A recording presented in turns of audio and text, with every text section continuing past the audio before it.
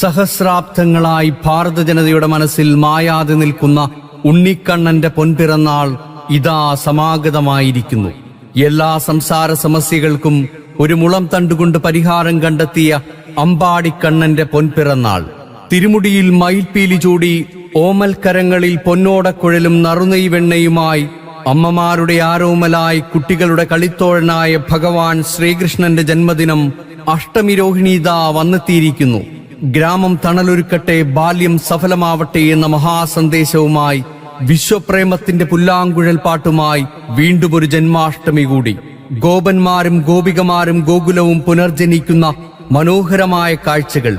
കൃഷ്ണമന്ത്രജപങ്ങൾ വാനിലുയർന്ന് ഓടക്കുഴലും വനമാലകളും പീലി തിരുമുടിയും ചൂടി ഉണ്ണിക്കണ്ണന്മാർ തെരുവീഥികളിലൂടെ നടന്നു നീങ്ങുമ്പോൾ നാടും നഗരവും വൃന്ദാവനമാകുന്നു.